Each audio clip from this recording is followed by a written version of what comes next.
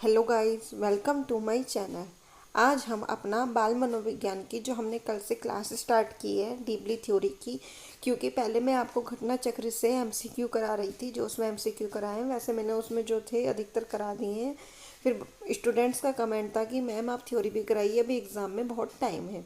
तो इसलिए मैंने अब डीपली थ्योरी बिल्कुल अंदर से घटना चक्र से जो इम्पोर्टेंट फैक्ट हैं सारे कवर करा रही हूँ खुद से नोट्स बना के, क्योंकि उसमें बहुत ज़्यादा दे रखा है, इतना आपके लिए इम्पोर्टेंट नहीं है। एक्स्ट्रा चीज़ें भी दे रखी हैं। तो अब मैं आपका जो मेन पार्ट है उसकी थ्योरी करा रही हूँ। तो कल हमने फर्स्ट पार्ट किया था और बच्चों का कमेंट आता है कि मैम प्लेलिस्ट बना दीजिए। तो रोहित, आपकी प्लेलिस्ट बनी हुई है, आप एक बार चेक कर दीजिएगा और आपको अगर मिल गई है तो प्लीज़ मुझे कमेंट करके बता दीजिएगा। नहीं तो फिर मैं दोबारा से बाल मनोविज्ञान की जो मैं थ्योरी की करा रही हूँ, अगर आप कहोगे कि मैम हमें अलग से इसकी की बाल मनोविज्ञान थ्योरी क्लास सुपर टेट उसकी बना दीजिए प्लेलिस्ट, तो मैं ऐसे अलग से बना दूँगी। आप एक बार कमेंट करके मुझे ज़रूर बताइएगा। तो अब टाइम वेस्ट ना करते हुए वीडियो स्टार्ट करते हैं। ठीक है, कल हमने पढ़ा था व्यक्तित्व विभिन्नताएं। उसमें जो जो टॉपिक था आपका मेन कि क्या होता है, क्यों होता है, क्या उसके प्रयोग है, क्या उपयोग है, सारी चीज़ें। आज हमारा है अधिगम। आज हम क्या पढ़ेंगे यहाँ पे? अधिगम। हमारे टॉपिक का नेम है अधिगम। ठीक है, तो अब स्टार्ट करते हैं अधिगम। तो क्या है? एडविन रे गुथरी। किसने दिया है ये? एडविन रे गुथरी ने। ये पूछा था अधिगम का सिद्धांत किसने दिया? एडविन रे गुथरी। निवासी कहाँ के हैं? अमेरिका के। इन्होंने कौन सी पुस्तक लिखी है? तो इन्होंने कौन सी पुस्तक लिखी है? इन्होंने लिखी है कैट्स इन पजल बॉक्स। इंपॉर्टेंट बुक है, आप इसको याद कर लीजिएगा। कौन सी है? कैट्स इन पजल बॉक्स। ठीक है, तो इसके बाद क्या है? प्रमुख सिद्धांत। प्रमुख सिद्धांत कौन से हैं? अधिगम का समीपता का सिद्धांत। इसके कौन से हैं प्रमुख? जो मेन सिद्धांत है वो मैंने एक उसमें लिख दिए हैं। मतलब कॉन्टिग्यूटी थ्योरी ऑफ लर्निंग। कौन सा? एडविन रे गुथरी ने अधिगम का एक सिद्धांत दिया जिसे निम्नलिखित नाम दिए हैं। एडविन रे गुथरी ने अधिगम का सिद्धांत दिया। अभी हम ये तो पढ़ रहे हैं अधिगम का। किसने दिया है? गुथरी ने। तो जिसके निम्न नाम है, कौन कौन से हैं नाम? अधिगम की समीपता का सिद्धांत, कॉन्टिग्यूटी थ्योरी ऑफ लर्निंग, एकल प्रयास अधिगम का सिद्धांत, सिंगल ट्रायल लर्निंग। ये नेम से आ जाता है कि ये सिद्धांत सिंगल ट्रायल लर्निंग का सिद्धांत किसने दिया है? तो कौन होगा? एडविन रे गुथरी। उद्दीपक अनुक्रिया सहचार्य का सिद्धांत, मतलब एसआर एसोसिएशन स्टिमुलस। तो ये तीनों सिद्धांत किसने दिए हैं? एडविन रे गुथरी ने। तो ये हमारे लिए क्या है? मोस्ट इम्पोर्टेंट हैं। तो आप इनको ज़रूर याद कर लीजिएगा और या नोट कर लीजिएगा। मैं जल्दी ही आपका टेलीग्राम का चैनल बना के वहाँ पे सारी पीडीएफ प्रोवाइड करा दूँगी। ओके, लेकिन थोड़ा सा आप भी हमें सपोर्ट कीजिए। मैं इतना कर रही हूँ, मैंने इंस्टाग्राम पे तो बना दिया है, फेसबुक पे कनेक्ट कर दिया है। अगर आप वहाँ पे नहीं जुड़े हैं तो आप जाकर जुड़ सकते हैं। लिंक आपको उसमें मिल जाएगा लास्ट में अबाउट सेक्शन में, या फिर मैं आपको डिस्क्रिप्शन में भी लिंक प्रोवाइड करा दूँगी। तो आप और मैं टेलीग्राम जब बनाऊँगी तो मैं कम्युनिटी पोस्ट पे शेयर कर दूंगी कि मैंने टेलीग्राम चैनल बना लिया है, वहाँ जाके जुड़ जाइए। तो आपको सारे पीडीएफ वगैरह वहाँ पे प्रोवाइड होंगे। नेक्स्ट है आपका, अब हमने ये पढ़ लिए तीनों सिद्धांत। इसकी अब व्याख्या क्या है? प्राणी क्या होता है इसमें? प्राणी अधिगम के दौरान, अधिगम मीन्स क्या है? सीखना। ठीक है ना? जिस टाइप से मैं पढ़ा रही हूँ समझा के, अगर ये सही है तो आप मुझे कमेंट करके ज़रूर बताइएगा कि मैम आप हमें ऐसे ही समझाइए। ठीक है, अगर आपको किसी और टाइप से चाहिए तो मुझे बता देना, तो मैं उस टाइप से बता दूंगी। अब स्टार्ट करते हैं। प्राणी अधिगम के दौरान उसी विकल्प या क्रिया को वरीयता देते हैं जो उसके सबसे नज़दीक होता है। आप ये तो मानते हैं उस जो हमारे सबसे नज़दीक होता है हम उससे सारी बातें कहते हैं। तो वही है कि अधिगम के दौरान उसी विकल्प को मेन देते हैं कि जो उसके सबसे नज़दीक होता है। नेक्स्ट है, जब अधिगम एक ही बार में हो जाता है तो त्रुटि एवं प्रयास का नियम गलत है। एकल प्रयास, उस तो फिर से क्या कहेंगे हम? एकल प्रयास अधिगम। मतलब जैसे उसमें उन्होंने दिया था तृतीय प्रयास का नियम, तो अगर वो गलत हो जाता है तो फिर दोबारा करते हैं। लेकिन इसमें कहा है जब अधिगम एक ही बार में हो जाए तो वो वाला सिद्धांत जो है वो गलत हो जाएगा, वो नियम। तो क्या कहेंगे इसमें हम? एकल प्रयास अधिगम कहेंगे उसको, कि एक ही प्रयास में हो गया वो। नेक्स्ट है, जब बिना पुरस्कार दिए ही अधिगम हो रहा है तो पुरस्कार देने की जरूरत क्या। अर्थात अगर बिना पुरस्कार के भी उद्दीपक से अनुक्रिया जुड़ी गई है तो उद्दीपक अनुक्रिया को ही आपस में जोड़ दिया जाए तो उसे क्या कहेंगे, हम उद्दीपक अनुक्रिया साहचर्य। मतलब इसका मीन्स है, हम किसी को लालच देते हैं कि हम तुम्हें इनाम देंगे, पुरस्कार देंगे, तुम ये काम करो। तो इसमें कहा है, अगर बिना इनाम पुरस्कार दिए या अधिगम हो रहा है जो भी है तो उसे फिर क्या ज़रूरत है उसे देने के लिए, है ना।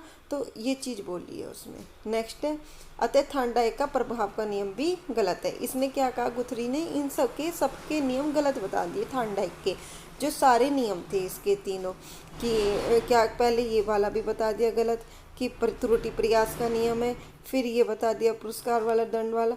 तो इन्होंने क्या कहा, इसके थांडाइक के सारे नियम ही गलत हैं।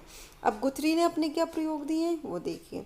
गुथरी ने अपने प्रयोग अपने सहयोगी हार्टन के साथ मिलकर बिल्लियों एवं खरगोशों जैसे जानवरों पर प्रयोग किया। तो ये पूछ सकते हैं, गुथरी ने किन किन पर प्रयोग किया हार्टन के साथ, किसके साथ मिलकर, हार्टन, बिल्लियों और खरगोशों जैसे जानवरों पर। इसलिए इनके प्रयोग को गुथरी हार्टन का प्रयोग कहते हैं। तो यहाँ से एक क्वेश्चन ये भी पुटअप हो जाता है, गुथरी के प्रयोगों को क्या नाम दिया गया, तो गुथरी हार्टन के प्रयोग। क्यों, क्योंकि उन्होंने उनके साथ मिलकर प्रयोग किए थे। गुथरी एकमात्र ऐसे मनोवैज्ञानिक थे जिन्होंने अधिगम में पुरस्कारों का कोई महत्व नहीं दिया था। मतलब इन्होंने ये बोला था कि किसी चीज़ को काम कराने के लिए हमें पुरस्कार देने की ज़रूरत नहीं है, कोई काम हम बिना पुरस्कार के भी करा सकते हैं। नोट क्या है, थांडाइक की ही तरह गुथरी का प्रयोग वाले बक्से को भी पहेली बक्सा कहते हैं। तो ये पूछ सकते हैं कि गुथरी के बक्से को क्या कहते हैं, पहेली बक्सा। नेक्स्ट है आपका एडवर्ड ली थांडाइक। अब हम पढ़ेंगे थांडाइक के लिए, वो था गुथरी, ठीक है। अब हम पढ़ेंगे थांडाइक, क्या नाम है पूरा, एडवर्ड ली थांडाइक। अभी तक हमने खाली थांडाइक पढ़ा है, लेकिन पूरा नाम है एडवर्ड ली थांडाइक। निवासी कहाँ के, भी अमेरिका के। प्रमुख उपलब्धियाँ क्या क्या मिली है, शिक्षा मनोविज्ञान का जनक कहा जाता है, ठीक है ना। और एसआर सिद्धांत के जनक कहते हैं। बुद्धि का बहुकारक सिद्धांत, व्यक्तित्व का विभाजन, स्मृति एवं विस्मृति का सिद्धांत, ये सारे इसके उपलब्धियां हैं। और ये आपके सुपर टेट के लिए नहीं, जो बच्चे सी टेट की तैयारी कर रहे हैं उसमें भी ये इम्पोर्टेंट है, और यूपी टेट के लिए भी। बुक्स कौन कौन सी इनकी मेन बुक्स हैं, देखो सबकी मैंने जितने भी राइटर्स की जो मेन बुक्स थी उनको एक ही उनके साथ लिख दी है। तो कौन सी है, एजुकेशन साइकोलॉजी, एनिमल इंटेलिजेंस और एजुकेशन ऑफ फर्स्ट बुक। तो इनकी क्या है ये बुक्स में। नेक्स्ट है आपका थांडाइक का अधिगम का सिद्धांत। क्या है, थांडाइक के प्रयोग बिल्ली सहित कई जानवरों पर आधारित थे। थांडाइक ने पता आपको किस पे दी थी, बिल्ली के गले में घंटी बांध दी थी, है ना। तो वो इनका क्या था प्रयोग। थांडाइक के प्रयोग में शामिल बक्से को भी पहेली बक्सा कहते हैं। जैसे अभी गुथरी के बक्से को कहते थे, तो इसी टाइप से इनके बक्से को भी पहेली बक्सा कहते हैं। अब थांडाइक के अधिगम के सिद्धांतों को निम्न नामों से जानते हैं। आपको पता ही नाम आते हैं, अभी अपने यूपी टेट का एग्ज़ाम दिया होगा उसमें भी पूछे गए थे, ठीक है। तो कौन कौन से हैं नाम इनके, उद्दीपक अनुक्रिया सिद्धांत, पता है क्या हो, एसआर थ्योरी। उद्दीपक अनुक्रिया बंद सिद्धांत, एसआर बॉन्ड थ्योरी। संबंधवाद का सिद्धांत, कनेक्शन संबंध, कनेक्शन तो थ्योरी। त्रुटि एवं प्रयास, ट्रायल एवं एरर, ये पता है आपको, उन्होंने साहचर्य का सिद्धांत, बॉन्डिंग। तो ये इनके क्या थे प्रमुख सिद्धांत। अधिगम के 3 मुख्य नियम कौन से, आपको पता है 3 मुख्य नियम होते हैं, 5 गौण नियम होते हैं, टोटल इनके 8 नियम थे। तो ये 3 नियम जरूर पूछे जाते हैं। चौथा दे देते हैं कि कौन से इनके नियम नहीं है, ठीक है। तो कौन सा, तत्परता का नियम, अभ्यास का नियम, प्रभाव का नियम, ये सब आप यूपी टेट में पढ़ चुके होंगे। स्किनर का सिद्धांत थांडाइक के प्रभाव के नियम से निकला है। अभी पूछेंगे स्किनर का सिद्धांत कहाँ से निकला है, थांडाइक के प्रभाव के नियम से निकला है। तो जैसे उसका वहाँ से निकला थांडाइक का, ऐसे स्किनर का थांडाइक से निकला है। ओके, तो नेक्स्ट है आपका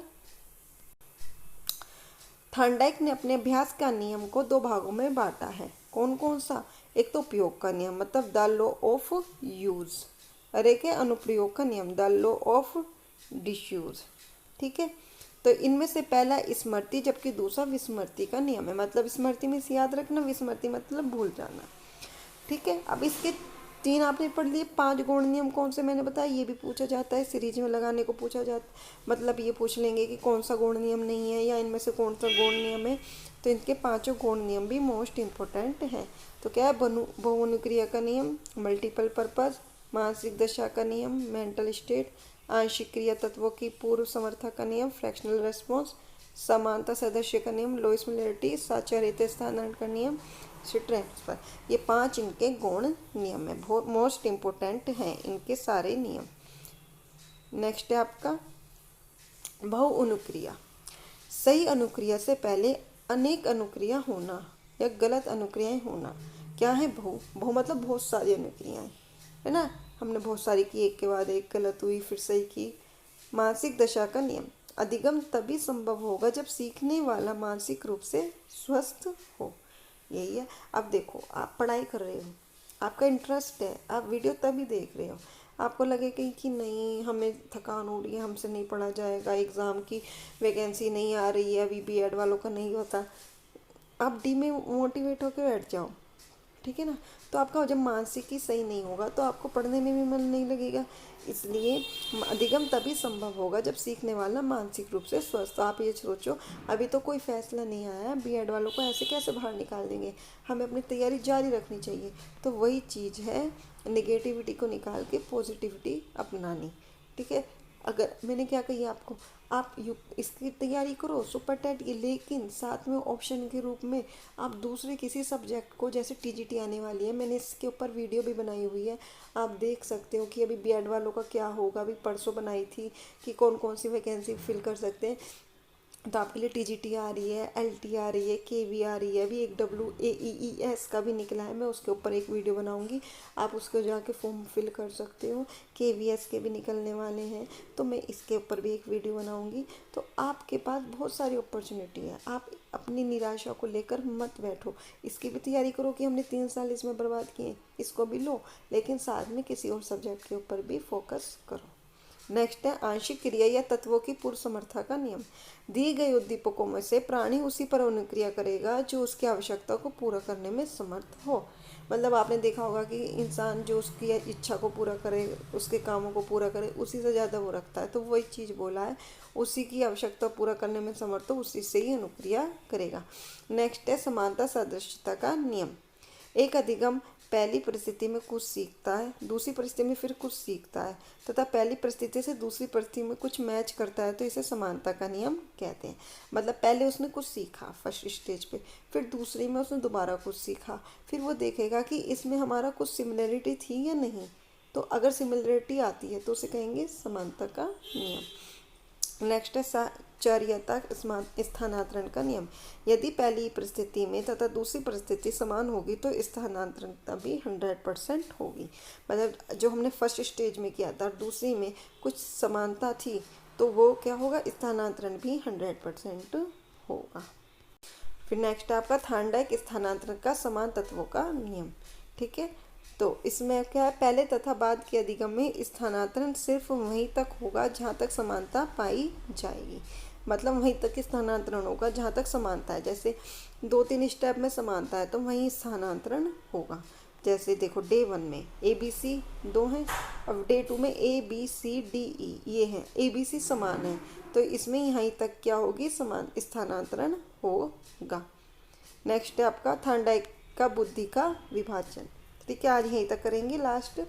थार्नडाइक का बुद्धि का विभाजन कितने हैं, मूर्त बुद्धि, अमूर्त बुद्धि, सामाजिक बुद्धि। मूर्त क्या होती है, जिस पर काम किया जाए वह सामने हो, पंखा, जैसे पंखा ठीक करने वाला वो सामने काम कर रहा है तो वो क्या हो गया, मूर्त बुद्धि। अमूर्त बुद्धि क्या है, किसी वैज्ञानिक दार्शनिक के विचारों पर कार्य करना, जैसे न्यूटन का नियम। जैसे कोई भी हम किसी साइंटिस्ट को ले लें, उनके विचारों पर काम करें, तो वो होगी हमारी अमूर्त बुद्धि।